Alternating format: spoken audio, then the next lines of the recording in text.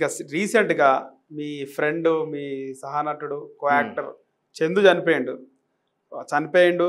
ముందు మాట్లాడినాడా? పవిత్ర చనిపోయిన తర్వాత చందు ఆమె చనిపోయిన తర్వాత ఈయన చనిపోయే లోపు మీతో మన కాంటాక్ట్లోకి వచ్చిండా? పవిత్ర గారు చనిపోయిన తర్వాత ఒక ఇంటర్వ్యూలో చూసి నేను కాల్ చేశాను. ధైర్యం చెప్దాం, మంచి మోటివేట్ చేద్దామని చెప్పి. అసలు రిసీవ్ చేసుకోవడానికి రెడీగా లేడు చందు. మూడు లేదు, సిచ్యువేషన్లో ఆ మూడ్ లేదు. ఫోన్ కూడా రిసీవ్ చేయలే. ఒక 1 వర్డ్ మాట్లాడి కట్ చేసేసా అంతే. అంతే.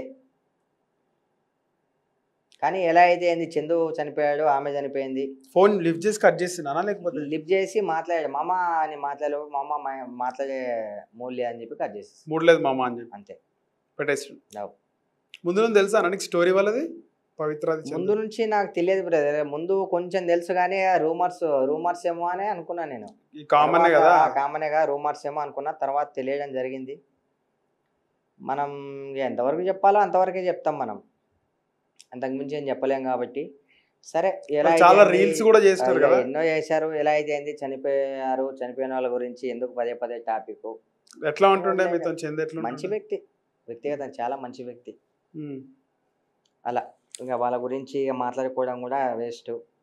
ఎక్కడున్న వాళ్ళు సంతోషంగా వాళ్ళ ఆత్మలు ఉండాలని చెప్పి కోరుకుంటున్నాను. ఇద్దరులో ఎవరిదంటారన్న తప్పు? చందు ఇక ఎవరుది అంటారు అని ఏం చెప్తాం చెప్పు. ఇక అందరికీ తెలిసిన విషయం అది. కొత్తగా నా నోటితో చెప్పడం ఏంది, అందరికీ తెలుసు. ఇద్దరిలో ఎవరిది అంటారంటే ఇద్దరిది తప్పే ఉంది అక్కడ.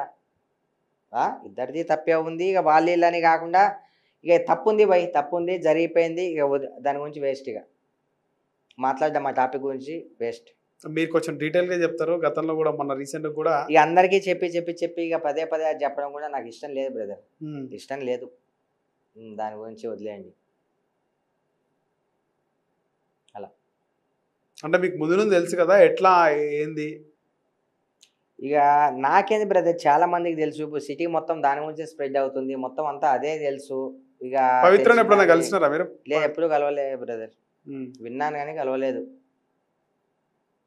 చందుని మాత్రం కలిసినారు. చందుతో మనం స్క్రీన్ పంచుకున్నాం మేమిద్దరం. చాలా సీరియల్స్లో కలిసి ఉండేటోళ్ళం. అయితే ఇది చెప్పండి, అంటే ఆమె చనిపోయింది, ఈయనకు ఆల్రెడీ పెళ్ళి అయింది, పిల్లలు ఉన్నారు. సో ఈయన కూడా లవ్ మ్యారేజ్. తర్వాత ఆమెతో రిలేషన్లో ఉన్నాడు, లివింగ్ రిలేషన్లో. ఈమె చనిపోయిన తర్వాత ఆయన ఫస్ట్ వైఫ్తో పిల్లలతో హ్యాపీగా ఉంటే ఎట్లా ఉంటుండే? చాలా బాగుంటుంది. మేము అందరం అదే కదా ముత్తుకుండేది. ఎలా 5 years జరిగిపోయింది. ఉన్నారేదో ఉన్నారు. ఇప్పుడన్నా చలో ఎవరు చేసిన తప్పుకు ఎవరు అన్నట్టు. సరే, ఆమె చనిపోయింది. ఉంటే బాగుండేది పిల్లలతో. మరి అతను ఎలా ఫీల్ అయ్యాడో, అతనికి అసలు ఏం ఇన్నర్ ఫీలింగ్ ఏమనిపించిందో ఏంటో, ఇక అలా చేసేసుకున్నాడు. అలా అయిపోయింది అంతే. ఓకే. సో మొత్తానికి రెండు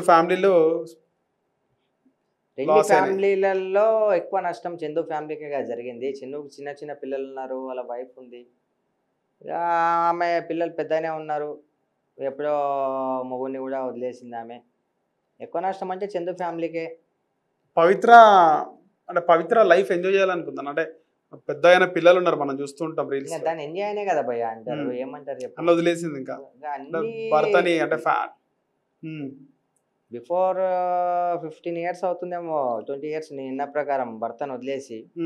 సింధు కన్నా చాలా పెద్దది, 42 years. అదే. సరే పోనీ బ్రదర్, ఎందుకు వాళ్ళ గురించి మాట్లాడుకోవడం, లేని వాళ్ళ గురించి మాట్లాడుకోవడం. వదిలేయండి, ఆ టాపిక్ వదిలేయండి. చెప్పండి, చెప్తున్నా. ఏం చెప్దాం, అదే ఇక జరిగిపోయింది. పెద్దది అంటున్నారు. అదే వాళ్ళ పిల్లలు కూడా చాలా పెద్దోళ్ళు. ఎప్పుడో వదిలేసింది మొగుడిని. ఇక వీళ్ళిద్దరికి అలా బాండింగ్, అది దాన్ని వెర్రి అనుకోవాలా, ఏమనుకోవాలి, కామం అనుకోవాలా? కామమే అంటారు అందరూ, సొసైటీ కూడా. సరే, వాళ్ళ హస్బెండ్ ఏమనకపోయిండొచ్చా? ఏమో, వాళ్ళ హస్బెండ్ కానీ పిల్లలు కానీ ఎందుకన్నా, పిల్లలు అయితే ఏమనలేదు అని తెలిసి పెద్దగా ఉన్నారు కదా పిల్లలు, పెద్దగా ఉన్నారు. కానీ ఎందుకు ఇలా అని చెప్పి చందు వాళ్ళ వైఫ్ అడిగితే, అవును వాళ్ళిద్దరు ఇష్టపూర్వకంగా ఉంటారు, మేమేం చేయాలి అని చెప్పి అన్నారంట పిల్లలు. అలా అనకుండా అప్పుడే తల్లిని అలా అంటే, అలా ఉన్నారంటే ఇక ఆ కల్చర్ అర్థం చేసుకోండి, వాళ్ళు ఎలా ఉన్నారు ఏంటి వాళ్ళ నేచర్. సో ఆమె ముఖ్యంగా ఆమె వల్ల అటు వాళ్ళ ఫ్యామిలీ లాస్, ఇటు వీళ్ళ ఫ్యామిలీ లాస్. అంతే కదా. తను వచ్చి చందు ప్రాణాలను కూడా తీసుకొని వెళ్ళింది అని అంటా నేను. అలా దేవుడు ఆమె చావుతోని చందు చావు కూడా ముడిపెట్టాడు. టు బి ఫ్రాంక్ చెప్పాలంటే వెళ్ళిపోయారు ఇద్దరు అంతే. ఒక అంటే ఒక మేలు ఒక మొగాడు ఎట్లుండాలన్న అంటే ఇలాంటి సిచ్యువేషన్లో కంట్రోల్గా ఉండాలి, ఎట్లా బ్యాలెన్స్ చేయాలి సిచ్యువేషన్ అంటే ఏం చెప్తారు? అంటే ఆ సిచ్యువేషన్ని అంటే ఒక్కొక్కరి మైండ్ థింకింగ్ అలాగ ఉంటుంది. సో 5 years కిందనే పరిచయం అయింది, ఇటేమో దాదాపు 20 years పెళ్ళై. అవునవును. 2000 పెళ్ళి 20 years అవ్వలేదు. అంటే వాళ్ళిద్దరు రిలేషన్ ఉండే 2004లో రిలేషన్, 4లో రిలేషన్ స్టార్ట్ అని చెప్పి 15లో ఏమో మ్యారేజ్ అయింది అనుకుంటా. ఐ థింక్ 11 years తర్వాత మ్యారేజ్ అయిందంట. మ్యారేజ్ ఇది ఒక 9 years అయింది.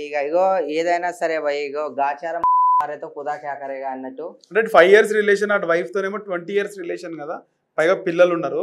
ఎట్లా బ్యాలెన్స్ చేస్తే బాగుండేది, చందుకు బతుకుతుండే? అసలు బ్యాలెన్స్ అనేది పక్కన పెడితే అసలు ఇలాంటి రిలేషన్షిప్ వాళ్ళిద్దరికి లేకపోతే ఇంకా బాగుంటుంది. ఇంకా ఇరు ఫ్యామిలీలు, ఆమె ఫ్యామిలీ ఏమో కదా, చందు ఫ్యామిలీ అయితే బాగానే ఉంటుంది. ఫైనాన్షియల్గా డిస్టర్బ్ అవ్వడం మనోడు అంతా అంతా అయిపోయింది. మనం చూస్తాం అన్నిటికీ కారణం ఈ అక్రమ సంబంధమే. ఒకవేళ ఇక దేవుడు రాసిపెట్టి ఉంటాడు మనకింత అది ఇది ఎంతసేపు అని చెప్పి, అలా రాసిపెట్టాడు. ఆమె చావుతోని ఈయన చావు కూడా ముడిపెట్టాడు, జరిగిపోయింది అలా. ఇప్పుడు మనం ఇక్కడ చూసినాం వాళ్ళ ఫస్ట్ అంటే పవిత్ర ఫస్ట్ హస్బెండ్ కానీ పిల్లలు కానీ ఉన్నారు. సో వాళ్ళు పెద్దగానే ఉన్నారు.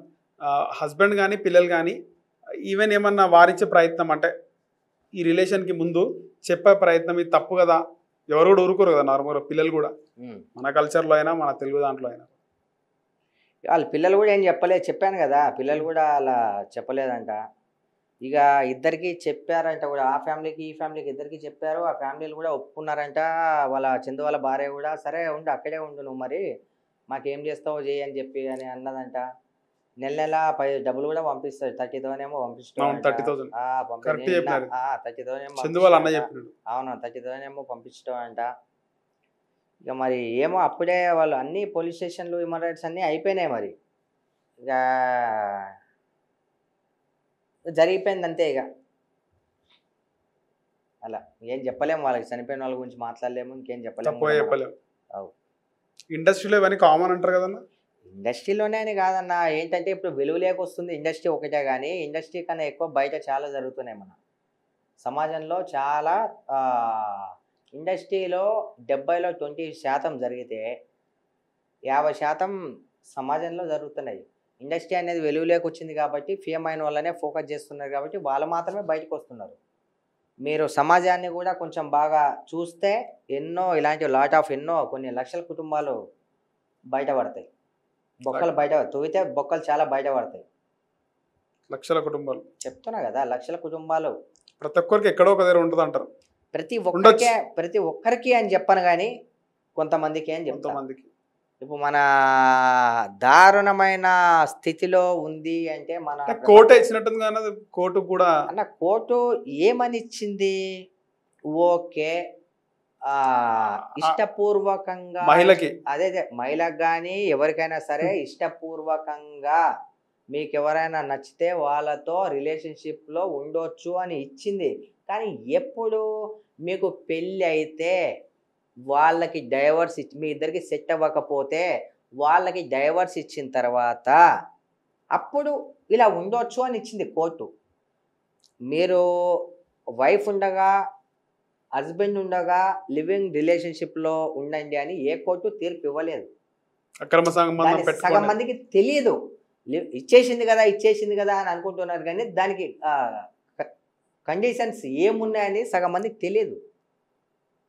అలా ఉండాలి అంటే డైవర్స్ అయిన తర్వాత ఉండాలి. పెళ్ళి కాని వాళ్ళు అయితే అది వాళ్ళ ఇష్టం, మనం దాన్ని ఏమనలేం. పెళ్ళి అయిన వాళ్ళు అయితే ఈ ప్రాసెస్ ఇదన్నమాట. ఇక తెగించినోనికి తెడ్డే దిక్కు అన్నట్టు. ఇక to be frank, last word, తెగించినోనికి తెడ్డే దిక్కు. ఇంకేం చెప్పలేను నేను ఇక దాని గురించి.